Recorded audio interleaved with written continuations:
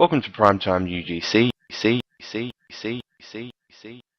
Well, there he goes. Just like Rogue, just whisked away. Maybe someday I'll be lucky enough, or good enough, worthy enough to be called to that wonderful place. That place where all great podcasters go. That Valhalla of voice artists. Maybe someday. Cap? Hey, Cap. Are we ready to start? Oh. Yeah, right. Sorry. Are you okay? Yeah, fine, thanks. Welcome to episode 9 of Primetime UGC. I'm Captain P.F. Dennis, and joining me as new co-host is none other than Castmodian. Those of you in our studio audience, please give him a big hand to welcome him into the Primetime family. Yeah, Castmodian, you're up, baby. Cast.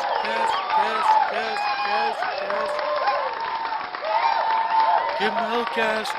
Give him hell.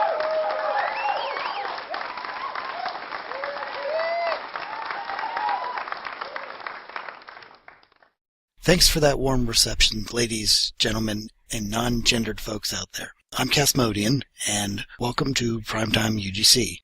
We've got a great show for you tonight, as always, full of our usual news, bug reports, and featured requests. Not to mention our conversation with Foundry author, Evil 70th. We also have a Primetime UGC exclusive interview with Al Rivera, lead designer at Star Trek Online, plus a few more surprises. So stay tuned.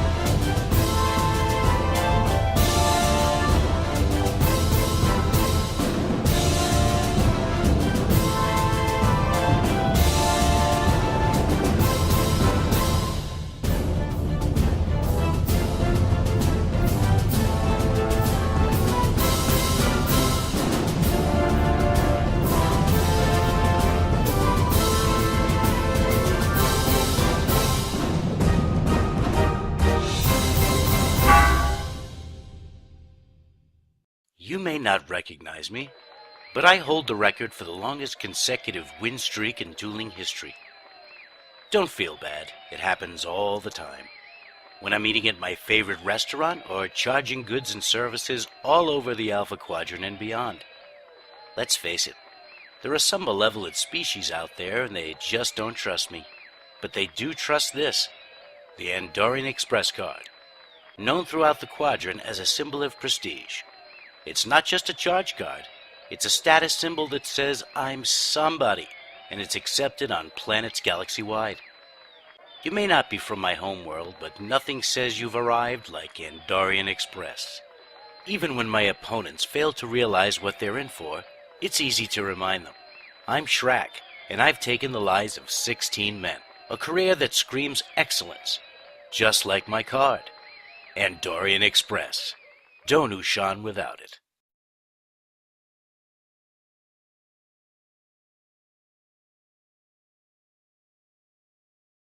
And now the news. Dominating news this week would be the release of the Ferengi lockboxes into the game. These lockboxes contain, among other things, a Decorator-class Marauder starship, again, more faction consoles, a gaming device, duty officers, consumable pets, holonovel fragments, and Lobi crystals. These crystals can be taken to vendors in both Federation and Klingon space, and they're redeemed for a Ferengi shuttle, holographic bridge officers, and other items such as outfits. These Lobi crystals, though, are a second point of contention beyond the normal controversy brought about by the existence of a lockbox. These Lobi crystal items are rather steeply priced, and there have been reports that Lobi crystal drops inside of boxes have been relatively low, leading to much spending on currency. Time will tell whether or not this is a success or a failure for the company. Stay tuned. Additionally, we also had the release of the First Contact event since last broadcast. This event premiered the new map for Utopia Planitia and also provided players who were able to make it to the event a Phoenix pet. It's been teased that there's the possibility of combat ships later released. I wonder if that means perhaps maybe come Federation Day we will see something. Who knows? Also, the map for Utopia Planitia was released into the game as a Foundry asset, but this map is bugged. We will touch on that in a few moments. It's me again, Crazy Chalaski, and have I got some deals for you. This is my wildest sale ever. You had the best, now try the rest. You don't have to spend bars of your latinum when strips will get you the finest used slaves this side of Regulus. Sure, these babies have a little mileage on them, but one man's trash is another man's treasure, am I right? Yes, I am, because Crazy Chalaski's got deals that are just plain lunacy. I've got green ones, white ones, blue ones. I can't even name all the shapes and styles I'm offering you at absolutely nutty rock-bottom prices. I'm Crazy Chalaski, and if you're in the market for a pre-owned harlot, I've got her in my inventory. Take old Jamunga here. She can cough up a bucket of Dovamite phlegm all day, but it completely clears up by nightfall. That's when you really need her anyway, am I right? Of course I am, and she's just 8 strips. Go ahead and say it. Chalaski is crazy. Look at Valmay. She has absolutely no visible scarring, and she can be coherent for almost 90 minutes at a time. That's plenty if you know what I'm talking about. And this scratching dead strumpet will only set you back 6 strips. Okay, 5 strips. I must be out of my mind. Of course I am. I'm Crazy Chalaski. Now, Gallus here has only had a single owner. That's right, just one owner. Since he died of some strange alien virus, you can get this sweetie for a song. Literally. Come down and sing to me and she's all yours. Why, you ask? Because I'm Crazy Chalaski. That's right, Crazy Chalaski. And my prices are insane! Crazy Chalaski is not responsible for any defects or medical anomalies, nor is he liable for any damages after purchase. And remember, all sales are final, no returns accepted. And now, bugs. One of the things mentioned earlier was that the Utopia Planitia map had been released into the game for the Foundry to use. This map, though, does have a number of issues remaining on it. The large holotank in the center of the main room is displaying every single ship at once and not cycling them like it does on the other map. A number of the doors on the conference rooms also do not open. While it has been stated that these can be fixed, the lead environment artist, Tumor Boy, has already been moved to a new code line and cannot easily make these changes on his machine. He may have the opportunity to get on someone else's machine that's using our current code, but worst case, this means that this map will remain broken for several months at the very least. Also plaguing Foundry authors during this time has been an interesting Foundry bug that came from what appears to be some of the back-end code that was put in for metric's sake. This code has stopped publishing of many new missions and also republishing missions when changes have been made. The information is still available, but the database is not displaying the information. It is our hope that this fix will be going in as for the actual broadcast of this episode. We will see. Additionally, I am still seeing reports of players being unable to purchase Foundry slots. This is a bug that I will hope will be squashed fairly soon and can be a source of great aggravation, as it is a gate to keep new players from creating Foundry missions and a general source of aggravation altogether.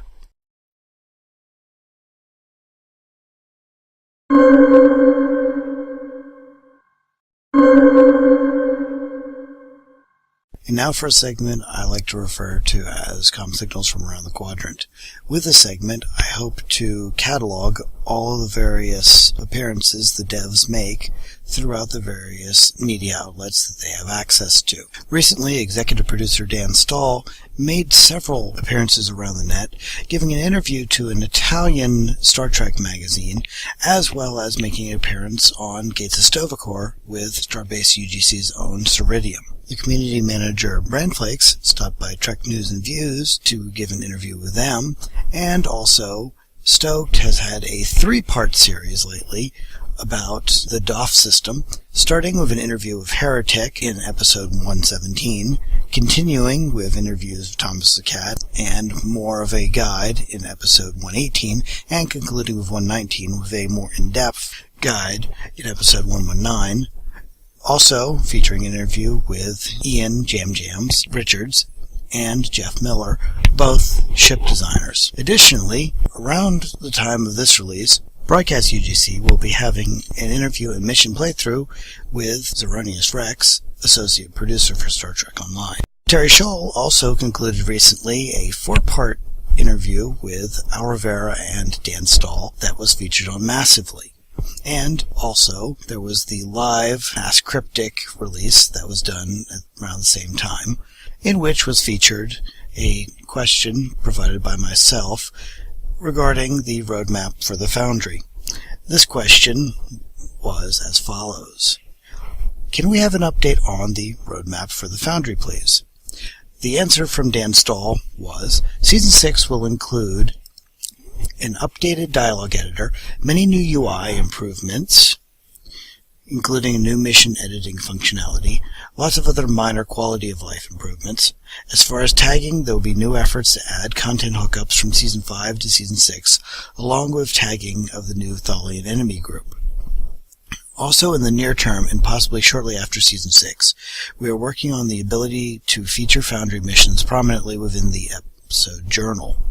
Longer term, improvements to the Foundry will come post-Neverwinter launch, including new enemy behavior settings, patrols, interior editor, and the ability to pre-populate maps with prefab detail object layouts. I do have more to comment on this shortly when we reach the feature request section. I'm Crazy Chulaski, and I'm back with Chulaski's Choice. This week's special is a fine maiden named Alamar. She was owned by a Bajoran expatriate who she only rode before temple on Sundays. High mileage? Yes, but well maintained as you can see. Today and today only. Don't let this crazy deal pass you by. I'm asking 4 strips down from 5. That is an amazingly demented deal. Her accessories alone are worth that. How can I do it, you ask? I'll tell you how. I'm crazy! That's right, I'm Crazy Chulaski. So come down and pick her up. Time's running out. Better yet, the first offer of 4 strips gets free delivery. Did you hear me? Free. It's insanity, I tell you. Severe mental disorder the likes of which cannot be measured with any known technology. Because I'm Crazy Chulaski and my prices are insane. And now, feature requests. One item that's been asked for is the release of the Alpha map, the new Klingon mission that came in recently, for use in the Foundry. Both the space and ground map of this mission have a large gas giant visible in the near distance, and it creates an absolutely stunning effect. I can only hope that we get this map released to us, or at the very most, we can hope that they release the ability to create maps such as this. Additionally, another request that's been made is for EVA suits and environments to use them in. This would be a wonderful boon to Foundry creators, as one thing that I've always wanted was to be able to create an environment that was hazardous to the players and to challenge them in order to overcome it. Having an environment that is hard vacuum, for example, would be something that we could only dream of being able to use, such as creating a scene that was in First Contact.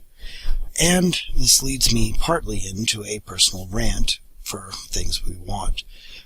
Earlier I talked about how Dan Stahl had answered a question I had about the Foundry roadmap. While he partly answered someone I was looking for, he didn't actually touch on any of the items that were released before Season 5. There have been items that have been promised us many, many months ago, such as the TOS interiors, some of the uniforms, and various other things that have gone into the C-Store, but have not actually made it to us in the Foundry. It would be my hope that somebody could spend some time, not necessarily all at once, but just a trickle here, a trickle there, with various publishers in getting us those items. If we had those items, we can create richer stories with more depth and more characterizations. We can only hope that they answer this clarion call and provide us with more tools. Don't hate me because I've got gorgeous wrinkles. Some girls are born with it, but for the rest of us, there's Baudet. It's made from the neural secretions of the finest galamites. Nothing dehydrates the skin more gently and naturally, and Baudet contains nearly twice the concentration of any other dehydrating wrinkle cream, leaving your face rough and abrasive. Irresistible.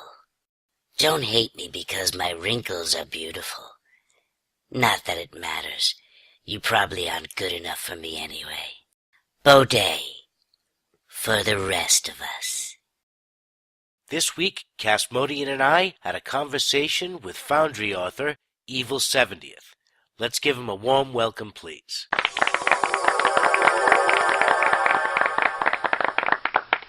Welcome to Primetime, Evil. Our first question is, when did you begin playing STO, and when did you take an interest in the Foundry? I was playing in the initial, because I bought a lifetime membership right away and advanced copies, so I was playing from the very beginning, however many years ago that was. And as soon as the Foundry came out, I started messing around in there too. Started out initially playing and then moved into trying to design my own missions. Do you feel that you're more a Star Trek fan or a gamer? I'm more of a Star Trek fan. Star Trek Online is really the first time I've ever played online games. I touched WoW a little bit, but it didn't really interest me. Your first mission, it's called Contamination, is it not? Well, actually, that's technically would be my second mission. I made a two-parter Klingon mission, and then I made Contamination. Contamination was kind of when it first started out, it was kind of an experiment, and I started to write the script, and I didn't really know where I was going to go with it. I was watching some old Star Trek episodes, and I decided to go kind of down the road of a prime directive problem. Right, because that was going to be my question. Is I was noticing, because I played through your mission before the show, and I was definitely noticing threads of the original series, Private Little War, and also at the same time the Next Generation with Who Watches the Watchers. And I was wondering if that was kind of where you were drawing inspiration from, or if you just kind of ended up in that route just because. Private Little War definitely had some influence. I was also playing another mission while I was doing one of my reviews, and I kind of got a little bit of an idea from the gentleman that I played. Off the top of my head, I can't remember which it was, but I was doing a review, and the way he was doing things, I go, that's a good thing, but I could do it a little better. And I was watching, like I said, my collection of original series, and I decided to go a little bit deeper than he had gone with his level of mission. He kind of touched on the prime directive, but didn't really explore it in any detail. When you approach a mission, a lot of people write their missions down, or they plan everything ahead of time, and they've got it in Word, and they copy and paste. Do you approach a mission that way, or do you say make a map and then build the story as you go? Usually what I'll do is I'll start out writing something in Word. I'll write a script out. My scripts follow the basic format that the Foundry uses for creation of dialogue and the maps, and so I put notes in there of how I want to do it. And then, of course, when you get into, I'll get going on most of the story, and then I want to do something, so I'll go into the Foundry and start building.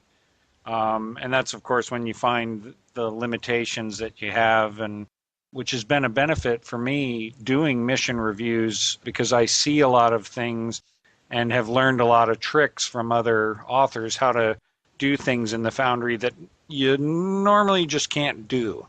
But yeah, you run into, I start out in Word, and as I get into the map building and the set design and stuff, that's when you find where I have to change it. But I keep track of it in the Word doc. I keep going back to the Word doc to make sure that my story matches, that I keep track of it. And beyond, say, giving the player something to do, how important do you feel the combat is? It depends. I like to do balanced combat. I've played a lot of missions where the authors seem to lose sight of balance, and they put a lot of high-level mobs all over the place, and that's okay. But I like to tell a story. I think combat's good, keeps people interested. I think interaction's good, it keeps people interested. But I also think a good story will hold them, but I like to put skip dialogues in there for those that just want to play. Next question would be then, who do you write your missions for? I think I mostly write my missions for people who like a good story combined with some combat and some interaction. The regular players, I think. I know there's a lot of people that like to just power through missions, and that's okay. I mean, whatever gets you through your day, but that's not how I play them. I like a good story. Do you have anything new that you're coming out with?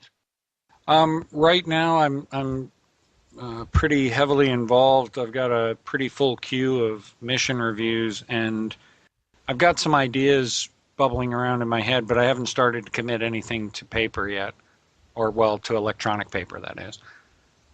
So no, not right now. I don't have anything. I have a couple of ideas, but nothing really fleshed out yet. What got you interested in reviewing others' missions?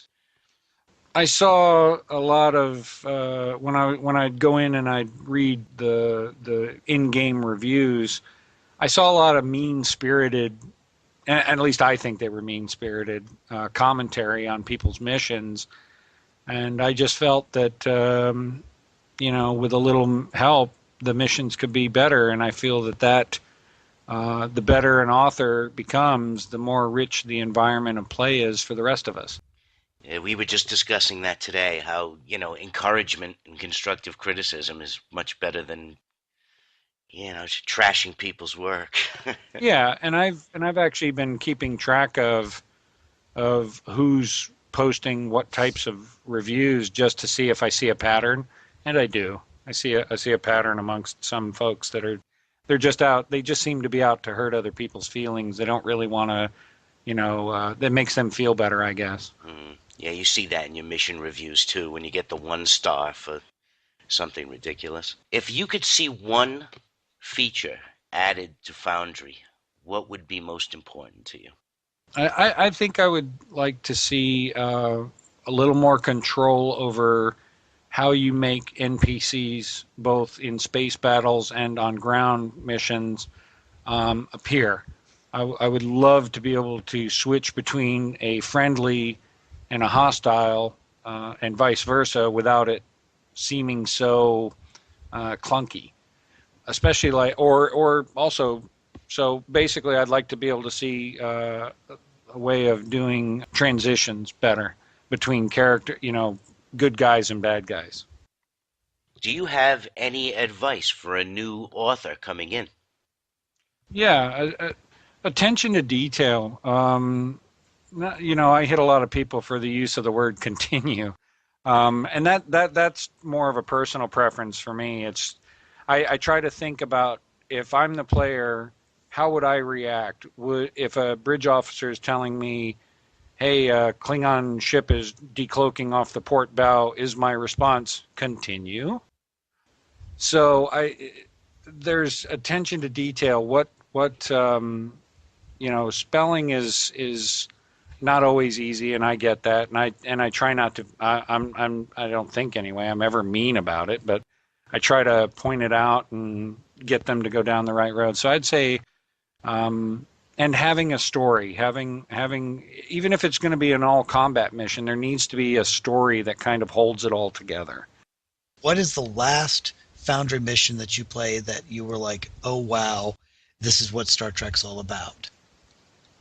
If you recall the title. I don't recall it off the top of my head, but I believe it was one of yours, Paul. Oh, geez. Thank you. I did a review of one of your missions, and for me, a mission draws me in and holds my attention and I pay no attention to how long it is if I'm interested. If they're, I'm not being dragged, I'm actually part of the story. And I find your missions, and I've even found that with Duke of Rock's missions, his both of yours are just really, they draw me in, and they keep me interested. And I think I've found that with a lot of missions, but yours are some of the best, I think. Well, thank you, Brian. That's a great compliment. Well, I thank you, Brian, for coming on Prime Time, It's and been a pleasure. we hope you come back and see us again soon. I hope you invite me back soon. All right. And that concludes our conversation with Evil 70th. We'll be back right after these words. Hello, I am Solicitor Brand. Have you been injured in a transporter accident? Or maybe some careless hoarder rubbed against you in the turbo lift someplace, causing third-degree burns? How about all those terrible viruses that alien visitors bring with them to your planet? It's enough to make your lobes itch. Well, I'm here to tell you that you could be entitled to gold-pressed latinum, and a lot of it. Like the 182nd rule of acquisition states, if all else fails, sue. That's where I come in. I will fight to my last breath to get us the latinum you deserve, or at least what you can get. Just listen to Mr. Bollock, one of my clients. It's true. My wife and I were finally able to get away to Riza for a well-earned vacation. We arrived as planned and beamed down from a Bolian transport vessel with the rest of the passengers. When we reached the surface, one of my kidneys had been replaced with some Andorian woman's carry-on bag. Later that night, a lifeguard had to pry my missing kidney out of a stray targ's mouth. It really put a damper on the whole vacation. Somebody had to pay, and Solicitor Brand made sure they did. Thank you, Mr. Bollock. I know how terrible it was for you, but I'm glad I could help you get the justice you deserved.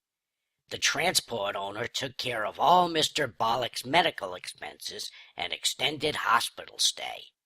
And I didn't even collect a single slip of latinum, thanks to Mrs. Bollock and her talent for umox. And remember, if I don't win, you don't pay much. Brand, he'll fix your problem if he can. Oh, Brand. For compensation, he's your man.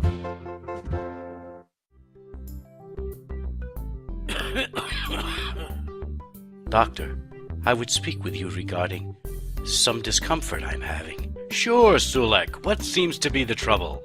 In private, if you don't mind, Doctor. Don't worry about Nurse Borden, son. She's busy with her duties. That patient on the bed there went into cardiac arrest a few minutes ago. Now what's troubling you? Come on, out with it. I'm a doctor. There's nothing I haven't heard. Well, I've been on this mission out in deep space for 6 years now.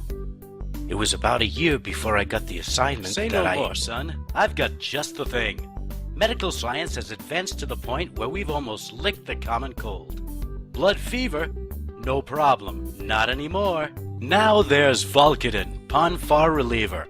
It magically erases all symptoms associated with the Vulcan mating ritual. I have tried medications before, Doctor, But you've never tried Vulcaden. Just take 2 of these and you'll be right as rain. You are right, Doctor. I feel 98.35% better already. Ask your doctor about Vulcaden. There's no need to fear Ponfar.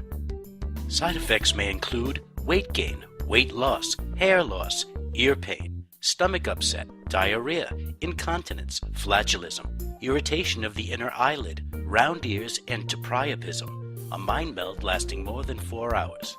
If you experience any of these, call your doctor immediately. Patients with an allergy to plomeek root should not take Vulcaden.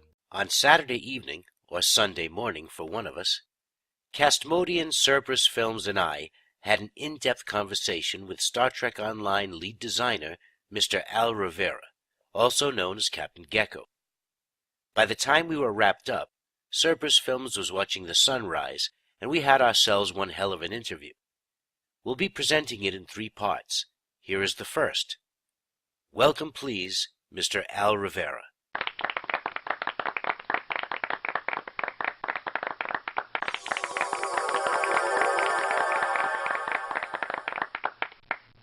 Al, your title is lead designer. Could you give us a brief description of your responsibilities in Star Trek Online? Sure. Well, as lead designer, the all the designers inevitably report to me either directly or indirectly, and it's my job is to execute the vision that the company and the executive producer has set forth. So you could think of me a lot like a first officer, and the executive producer being like the captain.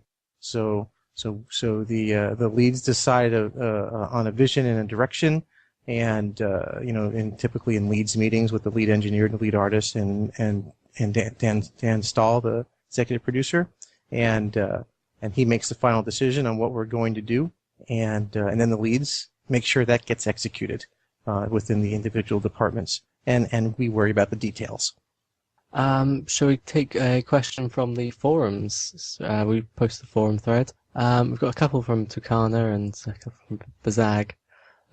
First one is there an official launch date for Season 6? And along with that, is there an official release date for the next major Foundry update, if you know, or if you can sort of give us an indication if there's not a set-in-stone one?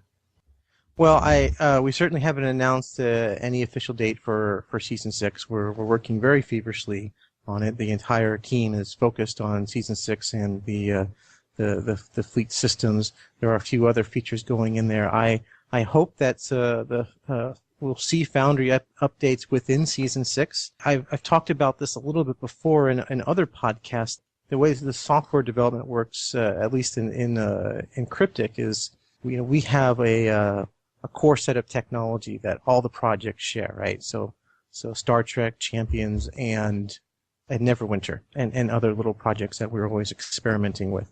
So it's a core technology, and they all share the same engine. And the core department does the basics. They do the engine, they do the graphics engine, and the tools, and lots of things like that. And the individual projects are responsible for their individual features, like Star Trek invented, shield facing and turn rates. That was something that didn't exist for Champions. So what happens is that when we're developing say for instance Season 5, we're in our own separate code branch, but the new code from core is in a much higher code branch. So internally, that's currently branch 20, and Season 5 was branch 15.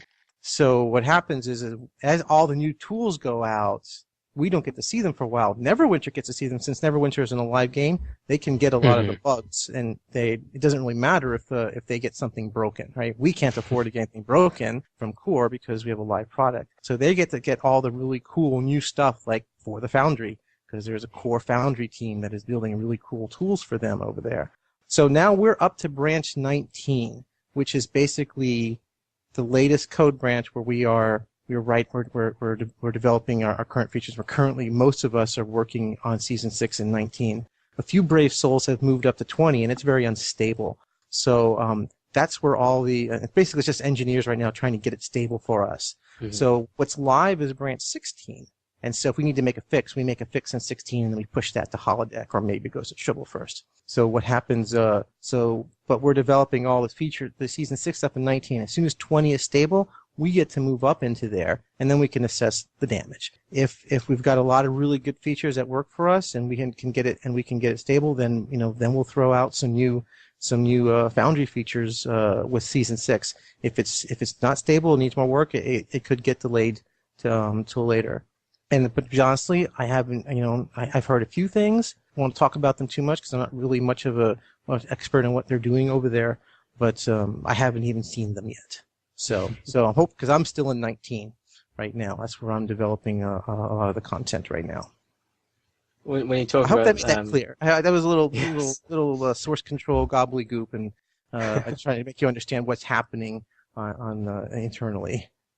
No, it's a great insight. I think I can come up with a potential bridge for that. That's one of the reasons why Tumor Boy can't fix the map for Utopia Planitia right now, because he's moved on to branch 19, and there's not a user that he can get on their computer at the moment in order to fix the issues that are coming up right now. That is correct. I'm not particularly aware of that particular issue, but yes, if he's in a higher branch and he could fix it there, if he fixes it there, then he will have broken the link between 16 and 20, and then he would have to fix it twice. So he either needs to shuffle down to a lower branch, which takes a lot of time, and leave behind some of his other work to fix that on 16 and then go up. So, like I said, that's usually something that's hard, and that kind of stuff is handled entirely by the art lead in the art department. And so I'm not privy to exactly what the problem may be. It's not a design issue. It's an art issue. And maybe we can get some of the artists on the show to better answer those questions for you. Yeah. Oh no, and I understand. It's just that I was trying to use it as the example of he's working on a different level and can't just go back. Yeah, because the files are all linked unless somebody breaks them. So if you're on branch 16, it's connected to anything after that. So any change you make in 16 gets propagated to all the higher branches. And we can keep adding more branches just because it's not that we only have 4. You can get 16.5, 16.6, and make as many as we want. So you can keep doing that. But once you go to like 20 and then change it in 20, the link is broken. So any changes in 16 you make won't then go propagate anymore into 20. So you want to try to make your changes as low as possible, but at the same time, you don't want to make changes in the low possible that may be dangerous, that might go live. So that's source control and source management. So that's what a lot of software developers do. I don't know where the artists are, if they're in 20 or 19 or 16. If Tumorbo says he's in 20 and he's working on something right now, then I assume then that is accurate. I don't know what it would take for him to get back to fix Utopia Panisha for you.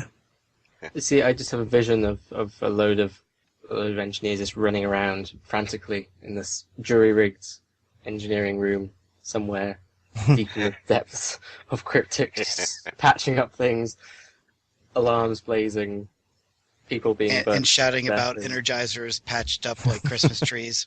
Exactly, yeah. It's quite organized chaos. It's very well managed, and you know, source control can be really powerful, but it can be really scary if you do something wrong. But you know, it's like, like for instance, I was just working on a new ship, and I was in branch 17 or 16, which is going on, and then they gave me a new computer. My computer was slow, so they gave me a new one, and I kept working and didn't realize the new computer they gave me was branch 19. And then all of a sudden, I did like 3 days worth of work and realized I'm in branch 19. And this new ship is going out with branch 16. So I had to figure out, now I had to move all my files down, and so now I've got a lot of broken stuff, and because when you move them down, everything's out of order. So I'm in a little bit of a mess right now, because when I got a new computer, I didn't check to see what the new computer was set up, which branch it was on. Because I just hit the, launch editor button and didn't check it. So that kind of thing can happen, and it's rare, but it's easy to make a little mistake like that. And I have to reestablish all those links to those files. It's fun. Will Foundry authors have a chance to alpha test or beta test the new Foundry and UI stuff on, say, the Tribble server before, or say the Redshirt, if that's revived before it goes to Hollow? Yeah, I don't know if Redshirt's going to get involved. That's usually us just needing an extra environment. I doubt we needed to use Redshirt because we had not only when we were doing free to play and when we were doing season 5, I believe, when we were doing the ground combat revamp, that we needed one test server that was, because we were still pushing stuff live to Holodeck on a regular basis, but we had this long-term release that we needed a lot of testers on, so we basically had 2 environments. So if we need long-term testing on something, we'll get Redshirt online and use both of them. Yeah, so it's because one is where the long-term project is going, and one is where the stuff that's going to go out. Yeah, more hot fixes, exactly. Yeah. I really hope that the plan would be to get new Foundry tools in the hands of the authors on Tribble when that goes out.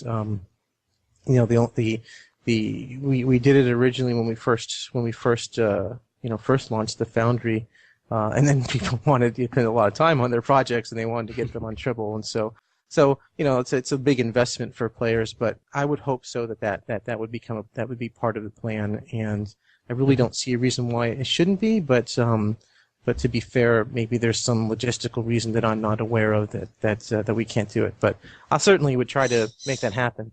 Any news on Cryptic doing in-game spotlighting of selected Foundry missions? That is something we definitely want to do, and that's something that comes up every leads meeting. Every Monday we have a leads meeting, and I think that is a really good possibility of happening soon.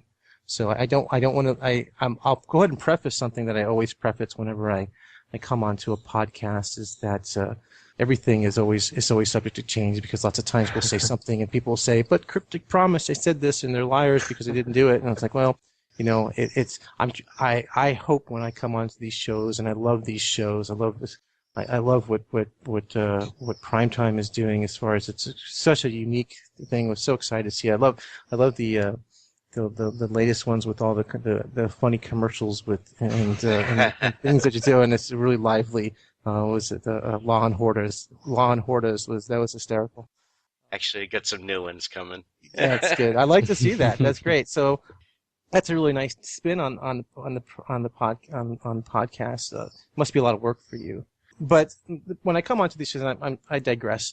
I want to brew excitement for the players, and I want them to know things that we're working on, things we're excited on. But it comes with a lot of risk of commitment. So I want to say that I'm not. It's people have to understand that a lot of things change, and I always have to preface that. But we're trying to get basically one of our content designers. Basically, the whole design team is focusing on Season 6 fleets and Starbase system. So that's where a lot of our focus is. But we have talked about putting one of our content guys aside and start getting featured Foundry missions. It's something that Neverwinter tools are that they're supporting as far as getting, even getting the idea of like you spin it as modules, right? And get it, and being able to subscribe to somebody's, UGC. But really, what I want to see is you hit that button on STO, the hail button, and see you've got the calendar on the bottom, and you've got your featured series and PvE and PvP, and I just want to see a Foundry button there, featured Foundry spotlight button. And we're talking about how do we pull an episode, how do we pull a Foundry mission, and say this is featured, and then you're gonna get these rewards with it, right? We're gonna put some real rewards to it. But then there's a few things, as far as some of it is just, it's not necessarily a technical decision, but do we say that we just copy that mission and then just have it's a one-off? So it's just been copied, and so it's a snapshot of where the author last left it. Because we would review it, says, okay, we say this is safe. Yeah. Because now the risk is we do that, and now now people get a lot of feedback. Because a lot of people will start playing it, presumably, because they're going to get the rewards, and it's going to be right in the front page. And now players start giving a lot of feedback, and the author goes to change it, but it's not. Those changes aren't going to go live, right? They're going to be they'll be still available in the Foundry, but they're not going to be the featured ones. And so those authors are going to be, oh, but I made it so much better. I based all this feedback. We would have to re-review it and then refeature it, and logistically that will get difficult to maintain, right? As far as constantly having review every time an author says that they've changed it once we've featured it. But the other risk doing it, say, once every week or something like that would be presumably that we will have a different featured episode. I don't know, maybe a week or so, and so that will be gone, and people say, "Oh, I want my other one back up there." But if we just link it live, just hot the way it is, then we risk people doing something bad. Right? Yes, right. It's like, oh, I'm featured now. Here's a whole bunch of links to inappropriate websites. Yeah, exactly. Copyright infringement. Yeah. So all kinds of bad stuff to happen. But so I think it's more likely we would get the snapshot. But some of those things just kind of like what they did with the original Q missions back in the day. Yeah, it's always been my goal is that that the Foundry exists there to there's a lot of great content out there, and and I never run out. I never run out of content, and some players just don't even know or bother of playing Foundry, which is a shame. But I think they hit that page every day that they play, and they could say, "Oh, I can do that," and then you're going to get this Mark 12 gear, or you're going to get all this dilithium if you play it. Because then we could say, "Hey, it's not just it's not go play random 3 UGC episodes, and we'll give you some dilithium." We can say, "Hey, we know this is a 45-minute experience. It's legit. We can put a real reward table on there, right? A standard mission reward table." And that's what people want, right? They want rewards. That's people play. They play. That's not the only reason people play, but it's a motivating factor. So it's a no-brainer. I'm sad that it hasn't happened yet, but I'm confident it will happen soon. Has anybody talked about reviewing the wrapper mission itself for the Foundry and changing it so that it's not as easy? I know that changes have been made, but it's not to keep it even harder to exploit with one console missions and that sort of. I honestly don't know what the progress on that, but that's been we've been trying to plug a lot of exploits, dilithium exploits, and particularly the Foundry console clicky exploit, which saddens me, right? It's because we try to make really good stuff for the game, and it's always trying to keep ahead of exploiters. I mean, but then you could say, well, who cares? Well, I do care. I think it kind of defeats the spirit of what we were trying to do with the system. I think the obvious solution is to ensure that Foundry content has a certain amount of time played as opposed to number of Foundry episodes played. So it's always But then that can also still be exploited by someone could just go along, say with the current console clickers, and then just stand around for. But you know what? But then who cares? If they're going to stand around for 45 minutes, if that's what they'd rather do, they might as well go play, have some fun. So if they want to do that and just have one console click and just wait 45 minutes, they want to go and make a sandwich. It's you know what? Dilithium's a time currency, and if they want to if they really think that they're getting away with something by doing that, fine. It's me. I'm going to go do something fun instead. I'm going to invest my time wisely. They're logged in. They're there, and it's always a race. It's an arms race all the time. And we'll add something, and someone will come up with some other exploit, and it'll be slow, and we'll react to it, and we'll do what we can. But it happens. That's throughout the entire game, right? There's other ways of exploiting different things in the game, and so it's whether it's balance or an economy exploit or whatever, and then inevitably players will always outsmart us because there's more of them than us. And they'll find something, and they're tenacious and they're organized, and then we do what you can. I think it's just the nature. Yeah, it's the nature of an MMO, and that's fine. Yeah. And you know what? Even when they're doing it, as much as it pains me because we're trying to make something fun, and then sometimes we can't do something as fun because we need to stop the exploitation. So you got 90% of the players who are just playing it the real way, and then we have to nerf something or lock something because of those few people that might ruin the game for everybody. So it's unfortunate we have to do that. But at the same time, if players think that they're smart and clever by finding exploits, even though it takes us a while to fix them, they're still playing our game and they're having fun. If they're having fun trying to beat the system, they're still having fun. And they're playing a different game than we designed, but they're still playing the game. And we'll catch up to them, and then they'll try to find something else. And so a little bit. You're providing content in a lot of different ways, really. In a very different way than is intended, yes. But it just means that they like the game and they love the game. They love Star Trek. They love Stowe, and they're trying to. But we at the same time, dilithium is money for us, right? Mm-hmm. Is indirectly through a number of steps directly related to how we support a free-to-play game.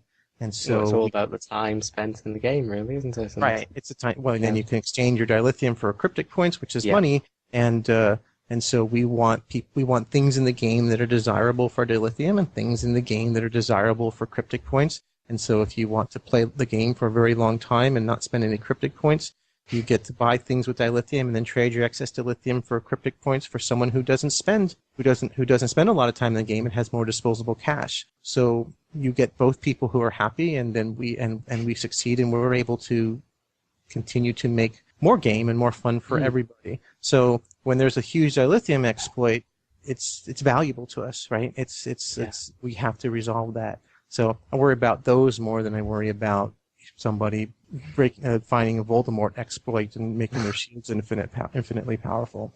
Those are bad too, but those are much less more indirectly related to money, right? You maybe upset some PvPers or something, but that's about it. And that concludes tonight's segment of our interview with Al Rivera.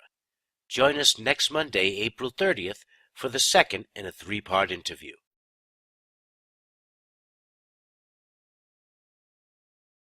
All this training, battle drills, and killing works up quite a thirst, and even though we are Jem'Hadar, we occasionally get fatigued, especially when we become honored elders like me. That's why I love Victory Energy Drink. Victory gives you that 26-hour boost that Jem'Hadar over 20 sometimes require. First, and Victory contains half the sugars of other energy drinks. First, so it's much less filling and won't slow you down. First. What is it, second? Victory is also the only energy drink that contains the isogenic enzyme that every Jem'Hadar needs. That's right. It's brewed from the finest trinucleic fungi this side of the Cabrel system. It keeps me alert so I can keep killing and maiming all day long without tiring. And it's got half the calories of other brands. I am First Ren, and I am tired. And at our age, we are all tired. We drink to reclaim our energy. This we do gladly, because we are Jem'Hadar. And remember, victory is light. Victory is light.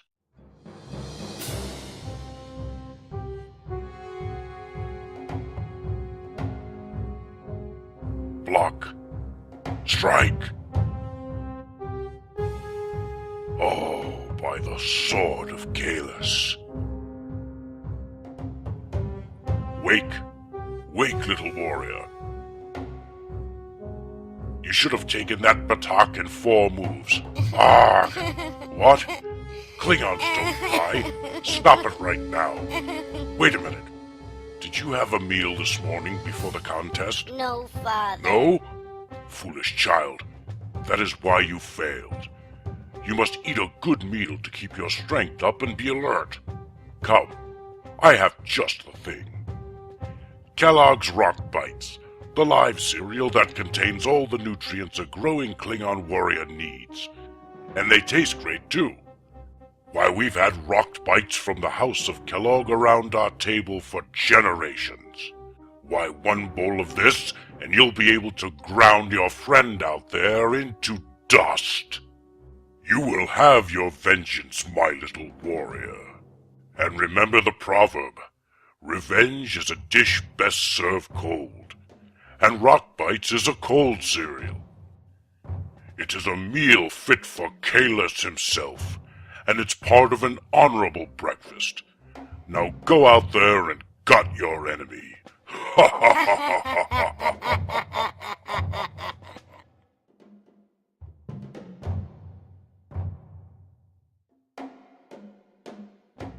In the Federation justice system, the people are represented by 2 separate yet equally important groups. The Starfleet officers who investigate violations, and the silicon-based life forms who prosecute the offenders. These are their stories.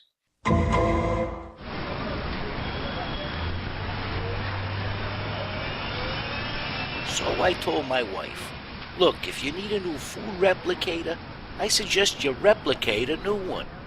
It ain't like I'm on salary. Hey, you're preaching to the choir, my friend. My third ex-wife used to pull that, and I'd give her the "we do this to better ourselves and the rest of humanity" speech. And she bought that line? Nah, that's why she's an ex. She left me for some upwardly mobile Orion. She's a slave these days, but I hear she can replicate a hell of a meatloaf. Benny, look!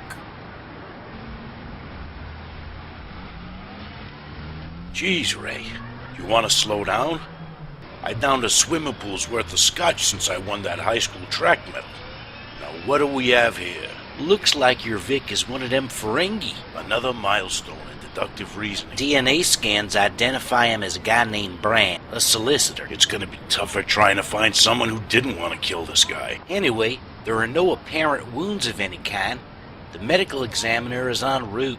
We'll know more after he examines the feller. Well, until the ME gets here, I want a portable stasis field set up around the body. I want special attention paid to the Vic's hands for particle traces. I also want his lobes scanned for possible foreign DNA. His ears, Detective? He's Ferengi. I guarantee he's had Umox in the last 24 hours. Call it a hunch. What, you got something against the man dying with a smile on his face?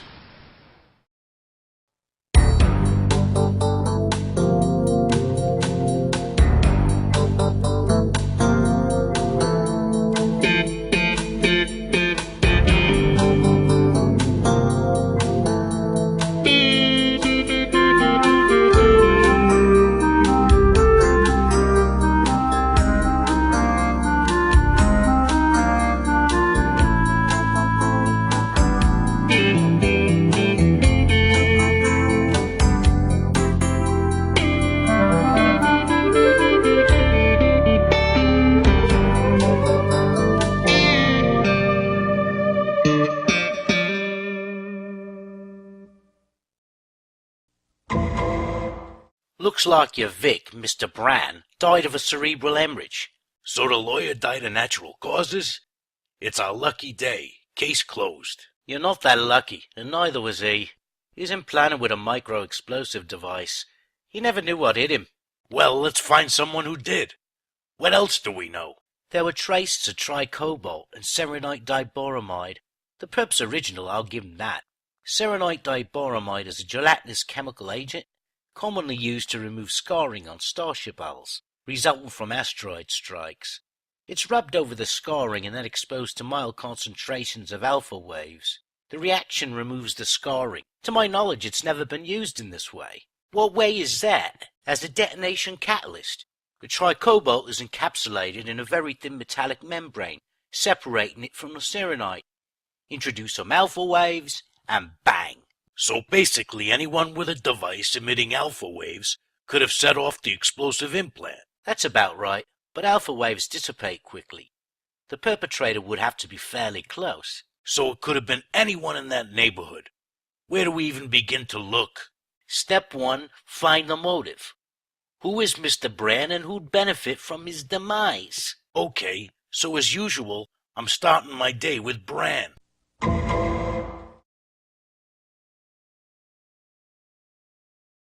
According to a witness, Bran returned to his office at about 16:30 after some slip and fall litigation. It was a Mr. Faz Banaka who also had an office on that floor. Banaka says Bran locked up the office around 16:40 and went out into the street. And then he dropped? That's the funny thing, Captain. Witnesses say he exited the building between 17:07 and 17:12. There's only one flight of stairs between his office door and the street. Well, maybe that Banaka guy is mistaken. Security devices in the hallway back him up. So where the hell did he go for almost half an hour? Why can't we just catch an easy one now and then? Get out there and take a few scans. Maybe there'll be some kind of transporter trace or residual alpha waves. While you're at it, round up all the surveillance records for the time in question. I want to know this guy's entire history. I mean beyond the advertisements. Sir? You mean to tell me you guys didn't recognize your Vic? For compensation, he's your man? He's that guy? Still doesn't ring a bell. Are you sure you guys are detectives? Yes, sir, that's the rumor.